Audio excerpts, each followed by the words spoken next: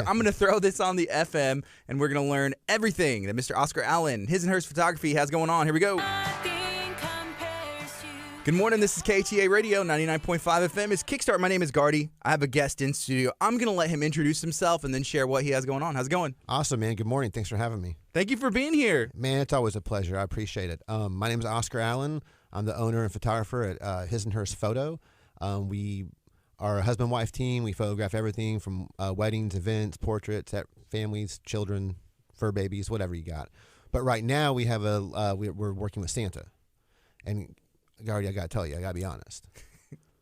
I have the real Santa. The real Santa, he's here. I have the real Santa, and it's a special situation because after a lot of deliberation building up to this, which my kids do get a little jealous of all the time I spend with Santa, he came down and decided to give a traditional experience.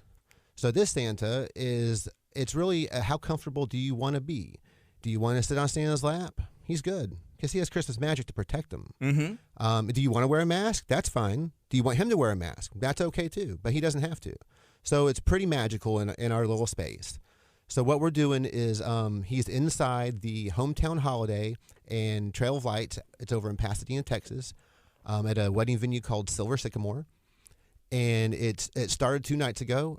Tonight is going to be the third night, and from here until the 23rd, we're going to be going 6 to 10 over on the property. And you basically drive over to the Silver Sycamore. There's an elementary school nearby that you park at. They trolley you in. Jordan Limousines is running their trolley from bringing them back and forth. And when you get in there, it's a light walk over a few acres. It's really beautiful. They have Mrs. Claus's workshop or store where you can do some shopping from some vendors' goods without vendors being there. It's just their stuff as a store, and then one checkout person, so you can feel a little comfortable there. They have a gingerbread village with trains going and hot cocoa for sale, the whole thing. And then, of course, at the White Wedding Chapel at the back of the property, we have Santa. Awesome. Yeah. The real Santa. He's the real Santa. I've spent 2 nights with him. We got to spend some time with him last year. This guy, he's magical. And like I said, he's not concerned. He wants everybody to be happy and have a great Christmas experience. And so far, the past 2 nights have been really fun. It is a new event. This is the second year. So it's still chill. But you have to come by and see it because this is going to be one of those things. In the next few years, it's going to really grow and get really big. It's really beautiful. She puts a lot of time and effort into the property over there. So cool. So if somebody wants to learn more, they want to find a website, or can they sign up in advance? So basically, you have to have tickets for the Trail of Lights, and I have some notes here because I don't run that. It's $10 entry. Kids 4 to 12 are $8, and 3 and under are free. So you have to have entry to that, and then there's links. I think you're going to be posting one. There's a link that has all the information for Santa, the links to the Hometown Holiday and Trail of Lights, and also a link to what we are calling a Santa Fast Pass, which isn't really getting you anything other than a time slot. So if you want to say, hey, what if there is a line? I don't want to wait in a line. You can just go sign up for a time slot.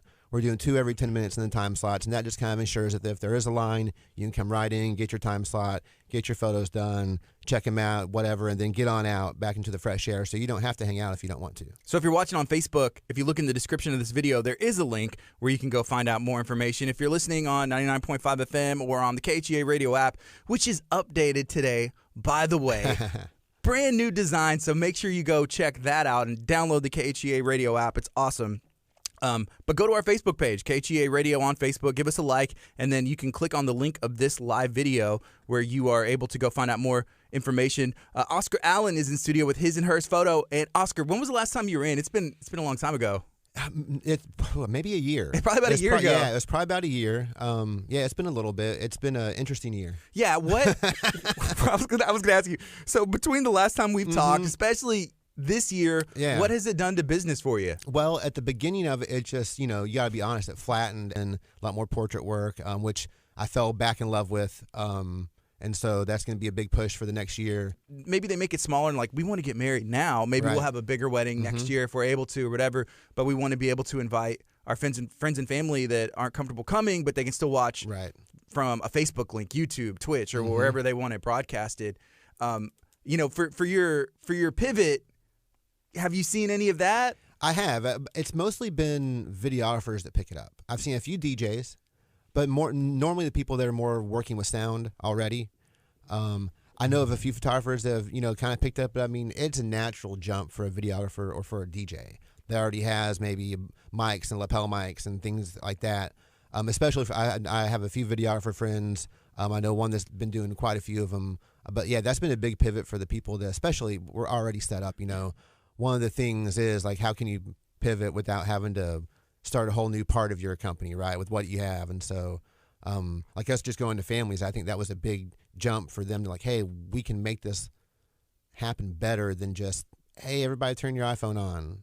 Yeah, I mean, sure, you can just broadcast straight from that, but the people that are coming in and bringing the cameras and micing stuff and making it happen like that, and I see, I'm not sure how you're doing it, but I see like television production weddings coming where it's put on like a news show where it's like, hey, Gardy, camera 3, all right, move that over to camera 2, have 6 ready, like that type of thing. I see that kind of coming where someone can just sit down now with a computer and run multiple cameras and actually live produce something really beautiful for people in Wisconsin to watch. Yeah. That's cool. Yeah. So with photography, like photographing more families in that, what if people don't want to recognize or remember 2020? You know what I mean? It's like, do I really want to lock down these memories, or are y'all having fun with it, or kind of making some jokes? Or no, I mean, it's gotten to the point where people canceled their vacations, people canceled everything, and they've spent the entire year with their family. And let's be honest, either they're still together, right, or going their separate ways, whatever. But but honestly, it's been more of people wanting to spend, like the blessed ones that didn't lose their incomes, that are now sitting around like, hey, what are we going to do? It's actually been a hot thing to do family photos. Like it's been it's been kind of good, because before it was like more of like arm twisting type of, and now like people are just, hey, we want family photos. Hey, we want family photos. And they're more interested in doing cooler things, getting more dressed up, taking it more serious. It's kind of been the year of family. It's been a weird blessing. It's been a horrible curse, but it's been kind of in different aspects of everyone's life. Most people I talk to, there's some sort of they can find that positive, like, oh yeah, man, reconnecting with my wife, or now I know my kids. I was working with, I had a 2-year-old. I turned around, they were 3, and now I actually know my 4-year-old because I just got to spend 9 months straight with them. And I think that's really cool about the whole situation is, getting that family time, which is, I think, sparking the need and the want. We need an updated family photo. Yeah. Kind of forcing, and then it's like, well, any excuse. Can we go outside? Can we go get dressed up or that anything? Too, And at the beginning, the big thing was people were wanting to do like porch sessions. That to me is like kind of commemorating it. That's the commemorative coin or the plate collection of COVID, right? What we're doing is like still full on like whatever. Nothing's really changed. If you want to have your mask on, cool, but you're taking it off for the photos. I mean, I'll just put my long lens on and go over there if you're not. We're actually really, really good. I'm proud to say that our family is clean right now. Yeah. My wife and kids just got tested. I guess I should have, but like they just got tested. They just left today. They saw Santa last night and they just left today. We don't, like, if we have an event, we normally stay back and don't, like, we've gotten lucky that like everything's been spaced out enough that like we're able to pretty much quarantine after any massive like exposure to anything. Like we just did mini sessions the other like 2 weeks ago, and then about 3 weeks ago, and then it was about a 2-week gap before the Christmas, like the Santa stuff started. And I just hang back, man. Try to stay safe because I know that I might get a call to need to go photograph somebody, and I don't want to be like, well, I was just out, being here and there just for no reason. So try to be vigilant. Does that mean taking a break from stand-up? Yeah, 100%. I just stopped for now because my deal is all the guys I know and the girls, they're great. They're all nice, but like after like if you're the 15th person in line on that microphone, nah. Yeah. Nah. Yeah. Nah. If someone comes to my podcast, I can like put a new little furry thing on, or like just sanitize, wipe it down, or like I have other mics. I can change the mic. If someone doesn't call, like you can do some things, but like nah. I have friends that do that, but nah. Yeah. Not me. I just have too much on the line. I can't like anything we do have coming up. I can't just cancel something because I went out to have a good time. Yeah. Like I don't know. What do you miss most? I mean, like with the changes of this year, whether in business, anything at all. I mean, the people, just the ability to just like networking groups, even like client show, like vendor fairs, like being able to, all the shows have been canceled. Just like being, in our industry, there's not like a office building that you go to and you spend all day. Hey Joe, let's get coffee later. You just by yourself all the time, home office or whatever. So you kind of feed off of going. Hey, today I'm going to drive by some venues. I'm going to stop in over here, say hi to this person, say hi to that person, Maybe I'll swing by the florist, run down to Galveston and see some people. You try to break it up, keep your contacts, and give yourself a life. Because otherwise, there's no water cooler. There's no running out for lunch because you feel dumb doing that. You're at your house. You don't go spend your money. You know what I'm saying? That's like, that doesn't even make sense.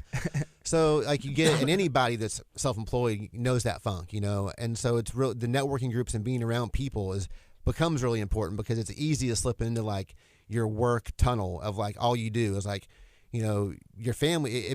I even like talked about my COVID jail became my neighborhood, and I was running every day, going out to the park every day, but I still had the same feeling, like my walls just got bigger, because it was still the same thing every day, day in and day out, So it was still like a lockdown, even though. I wasn't. I am going to the park. Everybody else, some states they can't go anywhere.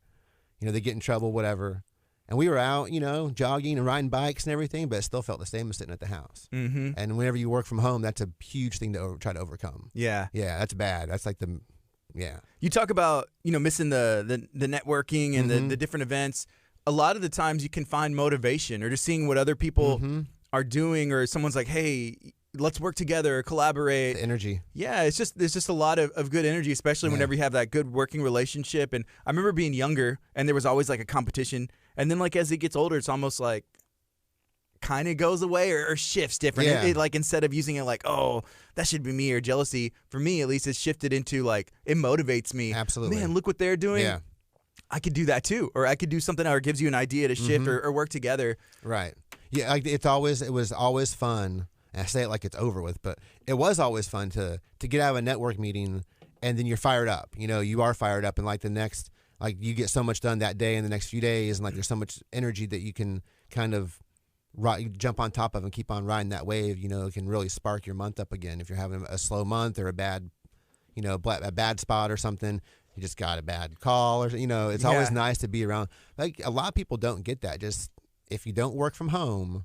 It's a hard thing to understand. Like whenever you're in the office all day, it's like, man, I would love to work from home. Yeah. I bet a lot of people decide that's not the case anymore after this year. Yeah, I've had to quarantine at home a couple times, this year. And then my son not going to school, and the other ones aren't old enough to go to school yet.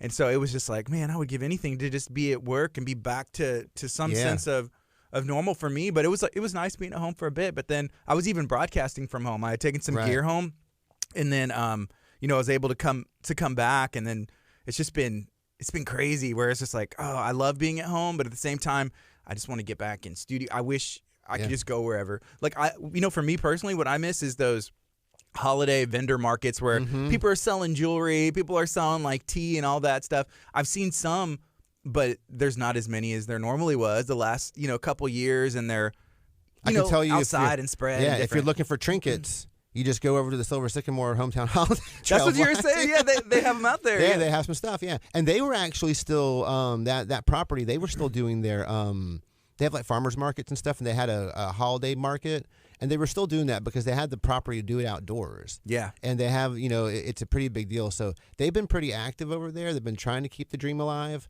Just like of giving people something to do. I know 3 Acres Food Truck Park in Santa Fe. Yeah, they had one, and then they were supposed to have one maybe even like last week, but it had to be canceled just because things have come up. It's so wild.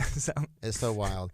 Yeah, I mean, so there was I have a buddy that owns this coffee catering company called Grizzoffi Coffee, and they have a spot at this Urban Harvest farmers market up in Houston.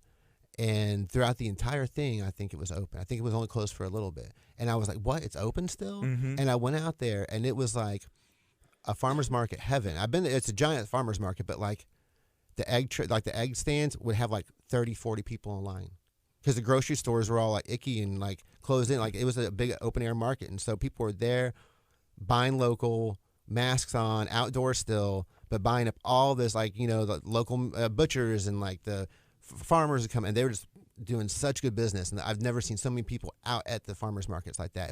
It was really cool. Yeah. Yeah. Depending on when it was, the stores are probably out of stuff. Yeah. Dude, so it's like, well, I can get it locally here, which is probably even better. And then I'm supporting my neighbors and also able to get what we need and want. Yeah, for sure. So, yeah. Crazy times. Hey, let's talk about your podcast. What is it on and how can people listen to it? Oh, the podcast, you can just go to lifeasart.libsyn.com.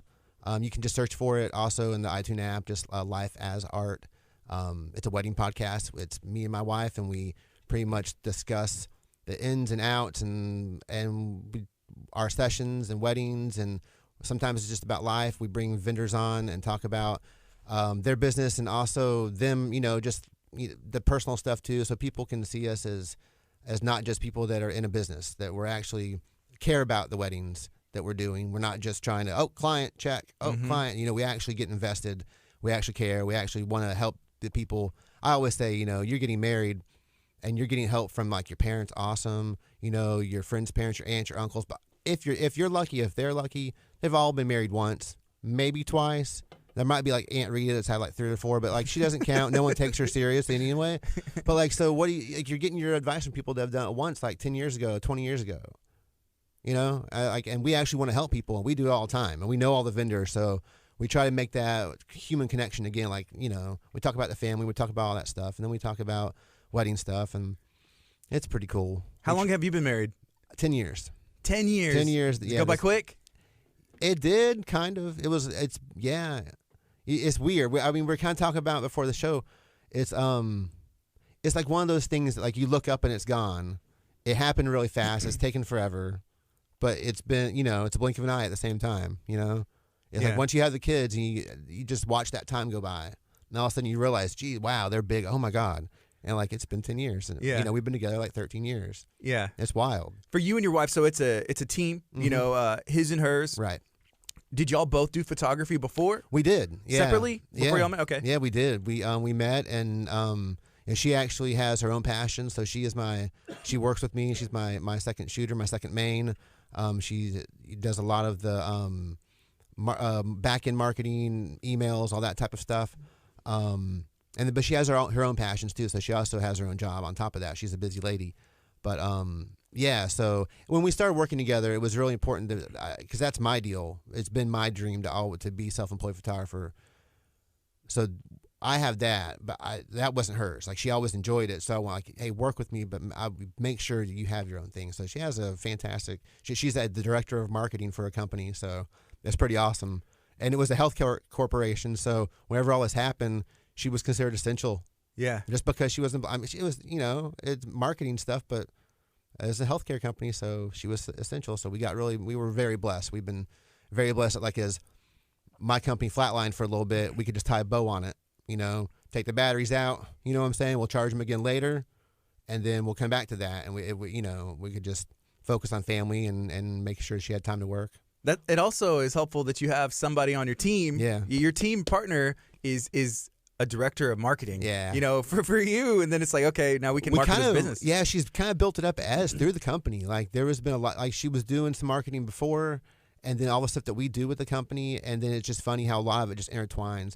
And, now it really does, because, like, they'll have her learn stuff for Google AdWords or something, Yeah. And that works out for us. Or, like, I'll have her, I'll go and, like, I'm really good at Facebook marketing. And so she has questions. She comes and asks me, because she's doing that stuff for them, and, like, all these different things. So it's kind of funny that, like, we spend a lot of time, like, I've approved many a design for her, and she's helping with many a design on me. It's very interesting. It's fun, though. Yeah. Yesterday we had a meeting, and we've met this gentleman, before, but it's at Imperial Barbershop in League City off of Marina Bay Drive. Go check him out. And so the owner, it's his cousin. His name's Jose, but he graduated from U of H from their business and marketing school and all this stuff. And I was like asking, so what kind of stuff are y'all doing right now? And so he was telling me stuff. I was like, man, I could probably learn some stuff from you. So I was telling him that. So we're probably gonna be doing some work together. Nice. We love supporting and working with local businesses. Yeah. But even not being ashamed to be like, hey, I'll show you what I know. You show me what you know, because you can learn a lot from people who kind of pick that stuff up quick and what's been working for you and what's been working for us, and then just work together. Yeah, it helps, and it also helps to have the network whenever everybody is trying, especially the businesses that are in the networks that are trying to get things going. It's nice to have like the friends where you can scratch back. It's like, hey man, you need some like a different look for some stills for something you're doing. I need like a little bit of, I need like a minute clip for a Facebook commercial. Let's trade out some work. You know, that kind of stuff really helps because, you know, we all kind of need different things that each one of us can do, you know, and it becomes sometimes like it takes a little bit of a village to help everybody raise up a little bit, you know, and it's always, I mean, I love helping the other vendors out that I can. And you know, normally anything I can do to help. And then it's slowly turning into another business where we're starting to help other vendors out with their like handling their Facebook marketing and running their pages and everything. Because there's like in our industry, there's a lot of people that just like have been in the industry. Let's say this as delicate as possible. I'm 45.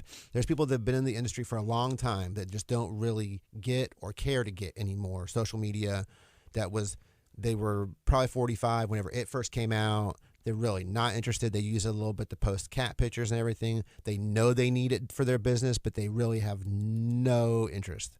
You know, that's kind of something we can step into. Yeah. You know, we don't go too crazy, but we like to make sure that people have their presence because it's so important. You know, most of the time, you know, your website is where they end up after they've already checked you out on Facebook and Instagram. It's not. It used to be the first. It used to be the first face of your company, and now it's more like the informational portal. They've already gotten your personality, who you are, and what you're doing. They're not at your website unless they're looking to possibly work with you in some way. How important? Okay, so as a business owner, photographer, someone who offers a service, how important is it to connect with that person, like personality, before your work? They may not even see your work, but they see you first. 100%. So in my wedding world, I'm trying to come out of being a grumpy man about this. I'm trying, but it's really hard. I basically won't shoot a wedding unless I get to photograph the engagement session. So we do the engagement sessions for free for our clients because it's in engagement sessions you can see where people get comfortable, and that would be a shame if that was your wedding day. Right, getting comfortable. That rapport, and like it's been, hey man, some guys like really don't want to do it, and I've had to sit there for like an hour and a half at a pub and have a couple beers with them and get them ready and relax. And then I still got to point a camera at you, buddy. I still got to get out there and see, you know, like what not to do on wedding day and like what does, you know, and like the rapport with the camera. But like you do what you have to do, and it's so important. And whenever someone says, oh, my husband or my fiance, he doesn't or she doesn't, she's not interested in the engagement session. She doesn't like having her photo taken. He doesn't like. Those are the ones that absolutely have to get in front of the camera beforehand. They have to be prepared for the wedding day because the wedding day is going to be just a crap ton of photos. And it's going to be, you know, and it's not just going to be my camera pointed at you. It's going to be all your relatives and this and that and everybody wanting selfies and the whole thing, right? So you better be getting your mindset right, you know? Right. So that's like one of the things, you know, I pretty much insist on it. Dude, that was me. At like the engagement session or whatever it was, the pre-photos, I don't even know. I was like, oh man, I don't want to get my photo taken. And it was just, for me, I felt awkward. And it was like, we'll get in this situation. It doesn't feel comfortable, but it looks great. And understanding that, and then finally getting comfortable, and the photos look amazing. That's the thing. You get like, even if you leave the shoot feeling like, oh man, I'm not really sure about that, then you get them and you're like, and if you're lucky and you have a good photographer, then you have that outcome where you're like, oh, nice. Okay, cool. All right, so whenever he asks me if I feel stupid, then I know it's going to look awesome, so I can trust them. And then it's like, okay, man, do your thing. Yeah, and that's so important. The wedding, I already felt comfortable. Plus, I had some of my friends, like my boys were there too, and like afterwards, like the wedding party, I was even more comfortable because I had that familiar, you know, it was familiar with the photographer. I got my friends, and we were having fun. Yeah, it matters. It's whenever I first started in weddings, I did a few where it was like, you know. Yeah, hire us, cool, or hire me. But it was before we were a team. Hire me, awesome. See, like a phone call or two. You know, over 10 years ago when I was just starting to getting the weddings going, it wasn't, you know, there wasn't Zoom and all that stuff. So it was like, okay, cool, all right, and then like no bridal, okay, no engagement, awesome. Guess I'll see you the day of the wedding. Meet you for the first time. Yeah, let me tell you how cool that was. Horrible. And I remember a string of like 2 or 3 of those in a row. And I came home and I was like, how do I fix this? well, I was like, right? what is why am I having just like not fun nights? Why is it so stressful? And after about a night of thinking on it, I realized, man, all the ones that are good have engagement sessions attached to it. All the ones that, not that if there's not an engagement session, it's going to be bad, but all the ones that were more difficult definitely didn't have an engagement session. So like, okay, let's fix that. And I told, we were starting to build the company. And I was like, look, we're going to do this, and I'm not going to be one of those like, oh yeah, $600, but I insist on it. Like, no, if I'm going to do it, we're just going to include in all the packages, and there is no cost for it. This is like a gift. This is really a gift for me. Like what people don't really get is that I want it. I need it. And it's also my fun time, Yeah. As a creative person, like you can do some fun stuff at weddings, but the real fun comes in, with the engagement session, the couple, and bridals and things like that, where you have a time frame, a couple hours maybe, and there's no stress. Yeah. Weddings, you have a timeline, and they always look at the photographer, no matter whose fault it is. It's like, because we still have to get photos. So even if you're running 15 minutes behind, well, we still need that cake shot. We can't just skip it. Yeah. So as a photographer, and doing a lot of weddings this year, there's been a shift, but how is it working with videographers? Because I have seen that sometimes it's just like, I don't know if there's like a competition, or it's just like, okay, we're trying to shoot the same thing, those same moments, but we also need to work together if we can. That's normally the problem. Okay, so a lot of it is going to be styles just don't match up. Maybe someone like the way they've so photography is done handheld mostly. Most people don't carry on a tripod, but videography has a bunch of different styles you can go with. There's gimbals, there's pods on wheels, there's handheld, there's all these different things, right? And some people bring in like I like to shoot with lights, but some videographers sometimes like to use LEDs, and it's really just the ability to roll with each other, right? So there's sometimes we work with videographers where it's a nightmare. They have no, they're not even trying to be like to work together. Yeah, that's like the worst thing to do, because I can play that game if I need to. I don't want to. I don't like to do that. But like if at a certain point of the night, if I've been having to fight to get this, like at a certain point, it's not gonna. All of a sudden, it won't be easy for you either. And I don't want to go there. But like at a certain point, like we've had people just stand in front of us and this and that. It's like, come on. I mean, we stand right next to each other.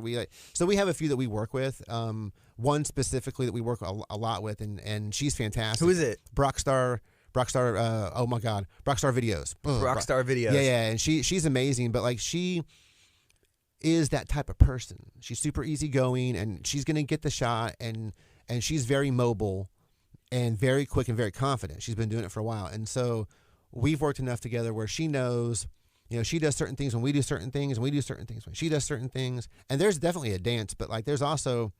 We've gone into places where, hey, it's a 130-person wedding, and the videographer has 4 people shooting. And we're like, everywhere you look. Yeah, 4 shooters? The dance floor. There's 2 photographers and then like 4 people with video cameras. So everywhere you turn a camera, there is somebody, and they're all standing the perimeter. And we're like, we used to have videographers like, hey, where are you going to work from? All right, so let's go there, and we shift and watch each other. And then there's like the ones that are maybe, what I've always thought is like maybe it's they're not used to doing weddings, and they're used to doing like maybe just normal production stuff. And so like, okay, we're going to go in there. We're just going to cover all the angles at once. Yeah. And you're like, that's not really how weddings go, man. It's not your show. So here's something else. Like whenever you get those good working relationships, then if somebody asks you like, who's a good wedding videographer, Rockstar Videos. Yeah. Absolutely. I recommend them. Oh, 100%. And then it's the other way around too. So, like people that work with you well, they'll say, hey, this is the photographer that you need to use. Like I look at Eventsmith. That's a wedding. They work in wedding photography, videography, and this other stuff. And they've recommended us for live streaming weddings because we've worked together with them, and it's just been a good relationship. Nice. We've gotten maybe like 3 referrals. Very cool. From them for that. Yeah. So that's been pretty cool to see. It's one of those niche things, and in fact, Brockstar, she does the live streaming too. Like because she lives on the other side of the world. Like, we're very far from each other. She lives, I don't even know exactly where she lives, but I know it's not Katy or further or something like that. So we're on the 2 into town, so, we don't get to just pop together too often. But, yeah, it's really, those relationships are important. And also trusting vendor lists from venues. These are people that venues trust to run weddings, because the first people to get a bad review something that goes wrong at a wedding is they're going to go and they're going to review the venue. This is where the wedding took place, and like, oh, the wedding was beautiful, but this fell apart and this fell apart. We're like, okay, that was your photographer's fault, or that was your caterer's fault. That's not, that wasn't your venue owner's fault. So normally the venue is the first one to take the most slack on that, and so they really care about making sure that the people that they're suggesting are going to help make the night run smooth. Yes. That you think that there's money involved, like people are like greasing palms and stuff, but it's really the fact that like once you've had a bad experience, you really just want to have a good experience. It's like it's so much easier whenever, okay, well, we know they're going to show up, we know that's going to taste good, we know that he has the right equipment, we know, whatever it is. So I always like to tell people to make sure you trust. And then like if you haven't gotten your venue yet, like if someone wants to hire us and they didn't have a venue yet, we have a preferred vendors list of all the of all the vendors that we enjoy working with that make our lives easier. Yeah, the first time I ever heard of that vendors list was from our friends at Butler's Courtyard in League City, and they had a complete vendors list, and they're like, I think they call it like all inclusive. Like if you have a wedding there, they can provide everything, and then they have their vendors list. Like, okay, so here's our approved DJs that we 100% recommend, photographer, videographer, caterers, and these are the lists. And so it's like everything else is taken care of. It's all here. It's how you start to avoid those nightmare stories. Now, any vendor can have an emergency or whatever, and things can happen. But like those, oh, my DJ didn't show up, or like that kind of, that stuff doesn't normally happen whenever you order off of a preferred list. Yeah. Because now that person is taking a relationship with a venue and throwing it away. Because chances are they won't ever be asked back. Like, why would you ask somebody back? Yeah. Yeah, if they really didn't show up or like whatever, did something that really affected the night. Like, our whole business is to make sure these nights run well. Even on the photographer side, like, I think we see things happen all the time. Things fall apart. It's our discretion. That, does the bride find out? No, we make the decision. Bride can't find out. Cool. So we start texting or like getting out and talking about I need another 20 minutes because this is happening. We were just at one where, of all things to happen, they didn't do a DJ. They did it, and listen up. They did a computer. They did a playlist, and it was, we can probably like just look up the day. I can't tell you off the top of my head, but the latest OS on Apple came out the day before. Yeah. And the person's laptop updated. And the system at the venue didn't work with it. And so they had a playlist that was all made on this computer, and they literally had to go hunt down a whole nother laptop and email the whole thing out and get it all worked out, all because they had their laptop set to auto update instead of a DJ, and it probably worked 2 days ago, maybe even the day before. The day before, yeah. It had just come out, and worked fine. And the auto update happened, and boom, didn't happen. And they had planned everything. Everything was planned. Everything was perfect. Everything else was great. They had planned it all. It should have worked. Yeah, but you never know. You just never know. Yeah. But having somebody there like a DJ, they know their gear. They've done it. Have done 100 weddings. Absolutely. This year, whatever. Yeah. I've had that auto update happen to my iPad whenever we're running stuff. Bad feeling, isn't it? And I'm just like, I'm trying to set stuff up. I'm like, what's it? And then I'm like, well, what's the Apple ID password? For this. And then I'm like, okay, yeah, got it. Update. I'm good to go. Turn it off. Just turn it off. Turn the auto update off. I won't ever. Hey, look, I'm an Apple guy. I won't update an OS for at least 3 to 6 weeks. I just won't do it because there's always a few bugs, and no. And I'm always scared like a program won't work right or something, Yeah. And I'm not the guy. I don't get the newest camera when it comes out. You won't see me in the first rounds of the vaccines. I'm not the guy. I'm not the guy that get like look what happened with what was it, the Cyberpunk or whatever. They're buying it back. Did you hear that? No. Yeah, they're buying because of all the glitches in it. They're the video game. Yeah, so like if you got it and you're not happy with it, they'll buy it back. I have seen that. Yeah. The commercials were it was like Cyberpunk 2084 or something like that. I don't know what it is, what year it is.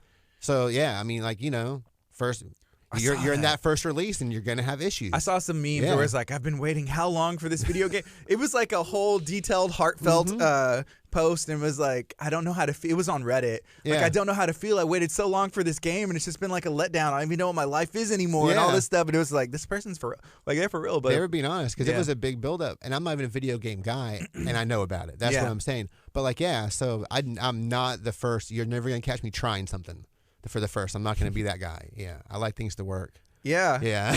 I'm 6 months to a year in is what I normally do. Hey, that's actually smart. Yeah, because I always see people, like, especially with cameras, oh, like the firmware's no good or this and that, or like they're having to, like, yeah, man, it's brand new technology. Just, You shoot on Canons? yeah, we're almost completely mirrorless now, so it's pretty cool. That's cool. Yeah, it's enjoyable. Yeah. Yeah. Are you?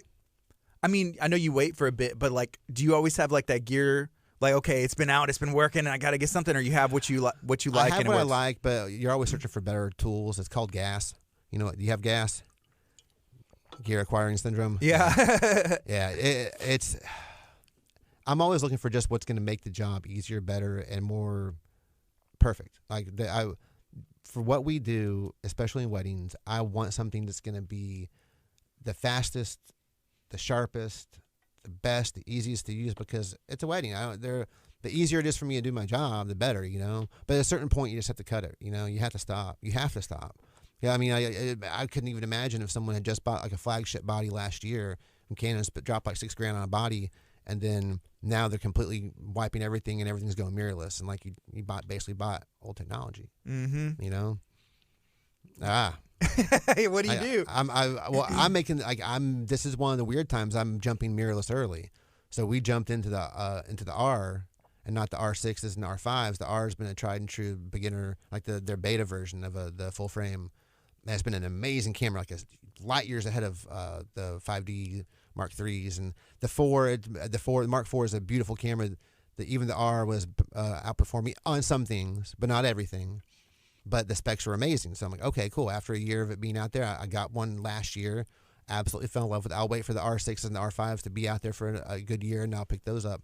That technology, I could see, you know, that's it. You know, I won't be buying new bodies for a long time after those, because you just want that on-center focus. You want the IBS. You know, you want that kind of stuff. You want the 37 stops of dynamic range. Yeah.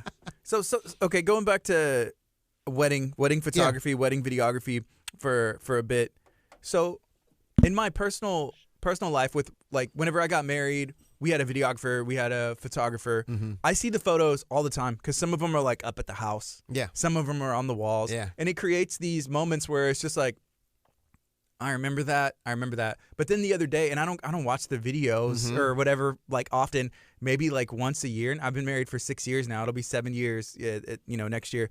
Nice. And I saw it the other day, like maybe like a month or two ago, and it was cool because I was able to see like the live moments of those photographed sessions. Yeah. You know, like because I see the photos all the time, and I was like, oh wow, that's like it actually happening. And then it's like there's the moment where like that photo was taken. But our photographer and videographer, as far as I know, I guess they work together really well, because I didn't hear any horror stories, and both of them turned out amazing, and they're good friends. Nice. But it was just cool to see that like that live, because I see the photos all the time. They almost create, like in my personal life, iconic moments. Right. You know, and then seeing that, I was like, oh, that's it in real time, like working together, and it's cool. So I'm pretty good at calling things early.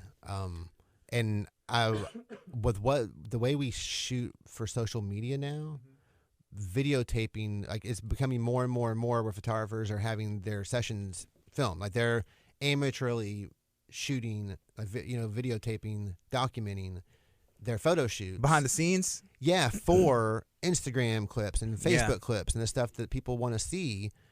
So wouldn't it be cool to be able to actually have that as part, like if you had, like during your wedding, if like someone had like their GoPro or whatever it is, like videotaping, documenting what they're doing for their own stuff, that'd be a cool reel to have, wouldn't it? That would be amazing. Yeah. And then even if it's not edited, just like all that behind the scene of like, hearing granddad curse whenever he stubbed his toe in the corner or whatever it is, like just those things that you don't remember at all. Yeah. Nothing about it. Oh, the client, you would love that. Oh, yeah. Because it's cool. Like, I didn't even see it coming. Like if there was like, drama, or there was like a moment where, your crew that you paid, whether that's the wedding coordinator, the videographer, photographer, the caterer, they put out a fire over here. You had no idea, because they're pros and they did their job. Yeah, and it's like, wow, y'all made the day perfect, and I didn't even know that happened. Y'all are worth it, and that's like a whole other referral that it's like, they're the best. I just think there's so many photographers that are just filming everything now. There's constantly, I know some that actually have someone on staff to follow behind the scenes, just to film them, because like that's what is being diced up into clips that people are watching. That's the behind the scenes stuff, you know, the human stuff, like the real humanity of it, not like the perfect shot. That's cool, but what's really cool is to see the disaster that made it happen. How'd you get it? Yeah. It's like whenever people walk in here and they see this side of the table instead of just this, and they see all the wires and all the stuff that you're using, like, oh wow. I'm sure you get that all the time. Yeah, so, don't look under the desk. Yeah, right. But that's what people are interested in. They're interested in like what's back there and like all the wires. And you know, no one ever really like, oh yeah, tell me about that. They want to hear about all that stuff when they come in. Like, you know, the first time I was here, I was like, geez, man, what do you got in the corner? Don't look over there. Don't look over there. Wow. Yeah. Yeah, people. That's what they want. They want the human side of stuff. They want the story. You know, that's the hottest thing right now to sell yourself, is telling your story with it, and it's tough to let. I'm a private person, so it's hard to try to really put out. We'll be doing stuff. I'm like, this would be a great moment. Oh, this would be awesome. Too bad I'm not. You know, not going to pull it out. Have you opened up more? At least since you started. Yeah. No, definitely. Because it's something that has to be done. But you're also trying to protect your family. You don't want to use them too much. I use them specifically. You know, I'll do certain things with them when I really want something to hit hard. When I want something to hit, I'll pull my girls out. We did a virtual bridal show during the really hard lockdown, and I think we're about to do another one because it looks like all the bridal shows are about to cancel again. They're all about to get pushed back again. So I think we're going to be doing another one. But it was I just totally lost my train of thought. Mm-hmm. That's horrible. The virtual bridal show of your daughters. Oh yeah, so I was trying to do I did a video to retarget, right? And I set up a set that was like a Tonight Show type of situation where my oldest was sitting behind a desk and the youngest was sitting in the chair next to her, and they did the top 10 list, the top 10 reasons to attend the virtual bridal show, you know, and like within days it was like well over 10,000 views, and like people were commenting everywhere because they're kids, you know, like people love to like, you know. Top 10, like, number one reason was like, because we love my daddy or something. You know, it was like that kind of cute stuff that like people love to see. They love to hear. You're giving away these marketing nuggets right here. Oh. That's this stuff works. Oh, it really does. Yeah, you know, people connect with people. Yep. And people connect with kids. So that's the hardest thing, because like a lot of creatives are like not really. They're a little bit more recluse. They're not. A lot of times they're not super outgoing. They come out of their shell for certain things. But you hear a lot of creative types talk about how, you know, they have to come out of their shell and this and that. But it kind of like really makes you, it's stuff that you have to do to have it be successful, you know.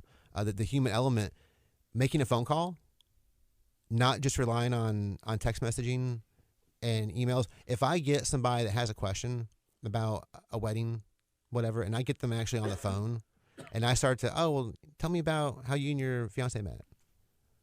10 minutes later, you know, I'm like, oh, well, that's cool. So what do y'all normally do on Saturdays? Mm-hmm.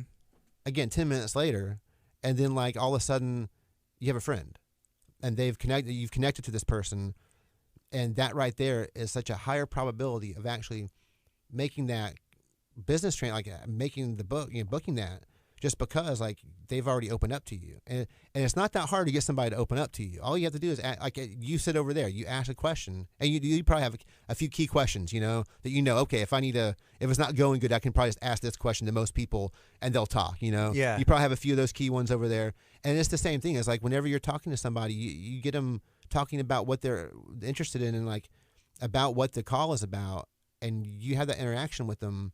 As long as you're not like, oh, no, that's not good. You know, you're actually communicating with them and y'all are on the same page. People get attached really quickly to that, you know, like, oh, yeah, you know, that phone call made me feel better. Getting them comfortable. Yeah. I want to work with him because that just made me feel better. Like I was apprehensive and now I'm not. That was great. No. Let's do that, you know? Yeah. Yeah. And that, I mean, so it's so hard because everyone's screaming, hey, take all the friction away. You know, they need to be able to like use chat bots. They need answers immediately, which sometimes is great. Use text messages. People don't like the phone calls, and that's great too. But you can do that till you're blue in the face. Once you have somebody that's actually interested, you have to get them on the phone. Mm-hmm. I mean, you have to. That's where the connection's made. You know, anybody can type pretty stories and this and that, but people have to feel that energy and realize that like. You're not like boring or whatever it is, that you're actually. We were hired one time just because Christy used the word rad to describe And how. Yeah, and that's her. That is her. But she's like, oh, it would be so rad to photograph your wedding, and then. The bride was like, "Oh yeah, no, this is my girl," I'm like, yeah, it can and you could have typed that, but you feel that energy, and that's everything. Yeah, yeah. I guess the goal is with marketing, video content producing is trying to create some connection to get that person on the phone to create that emotion to where they feel. Oh, that's it, or like I'm gonna keep watching. Right. You got like 3-4 seconds or however long. That attention Not span long. on social media to be like, I'm going to finish watching this video. What is it about? There's a video that I've seen going around. It probably has 10 million plus views on it right now. But there's a grandpa. Oh, yeah. I before you even said, I knew what you were going to say. Yeah. Because it's that hot of a video. Mm-hmm. And I saw it probably the first day or two. It's probably been about 4 or 5 days ago that I saw it. It hasn't been going around very long. But I saw it somewhere. And I showed it to Christy. And I was like, look at like these people hit this out of the park. I mean, they nailed that video completely. Yeah. I'm over in I'm in the living room. No, I'm fine. And Chris like, what are you doing? Everything's I'm like, cool. Yeah, no, I'm good. Yeah, I mean, they hit that. I don't even know how they hooked me in the beginning, but they did. And you know what? What is he doing? Part of it. Well, I think he gets up out of bed. Yeah. And then couldn't even stand up straight. No, couldn't. And then part of it was because it had so many views. Yeah. Like for me, like I looked at that, and I'm like, okay. This has 10 million views. Why does it have 10 million views? And so part of it was like, okay, like what is this about? So you like social proof? Maybe so. Yeah. And, subconsciously that's because I'm looking and I'm like, I want 10 million views. Yeah. Like why not? Why does this have 10 million views? And then you don't even know what it's about. Mm-mm. Till the end where there's the reveal. That's part of it. You don't know why. Why What's going is on? This old man lifting a kettlebell? Mm-hmm. I honestly thought he was about to go out and ask the other lady out on a date. Who's like watching? Like, what's he doing? Yeah, that's what I thought. But you don't. And they did that. I mean, masterpiece. That's a masterpiece of marketing. I mean, it's gold. You can't get better than that. Stories are what it's all about. Yeah. I think part of it, like what's going on right now, it's like, okay, is he by himself? COVID's going on. Is he, maybe he's quarantining, he's working out for his health. Yeah. Okay, there's another layer that's introduced. There's a neighbor, she's watching. Oh, maybe it's for her. Like it's cold outside. What's he doing? Like, he's failing. Is he failing? Okay, he's better. It's just like a story layer after layer after layer till then finally you see. It's done so well. It is good. Yeah. So I think that's the goal, trying to connect with somebody with content to where after it's like, I got to pick up my phone, I got to call, I need to see what that's about.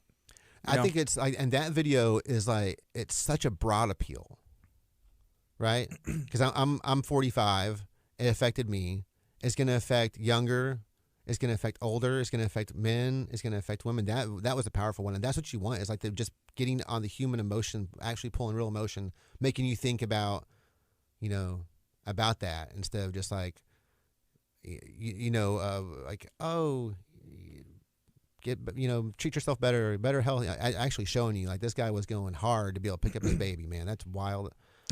And I just had to say goodbye to mine. That's a good one. So, talking to Oscar Allen, and there's some really cool stuff going on as far as like photography. Can you share that one more time before we sew it up today? Yeah, absolutely. So it's the Christmas season, and the biggest announcement that could possibly ever be had on your radio program here is the fact that we actually have the real Santa Claus. It's the hometown holiday and Trail of Lights at Silver Sycamore in Pasadena, Texas. You can just put in Silver Sycamore into Facebook. You can put in hometown holiday Trail of Lights in Facebook, and you'll find it. You can go to the comment section, and there's going to be a link there. And so there's a whole trail of lights that you can go to, tons of things to do in there. It's beautiful, great property to see. It's not going to be. It's a new thing. It's the second year, so it's chill. It's not like super crowded right now. You can go and have your fun without any super long lines. You get to see Santa. He's offering a traditional experience, meaning. If you want him to have a mask on, that's fine. If you want the kids to have a mask on, that's fine. If you want to sit on his lap, that's fine. If you want no mask, that's fine. The crew and those people were masked up and everything. Unfortunately, Christmas magic doesn't protect me anymore. I'm working on it, I'm trying to get back on the good list. I've been on the naughty list for a few years now. And I'm trying.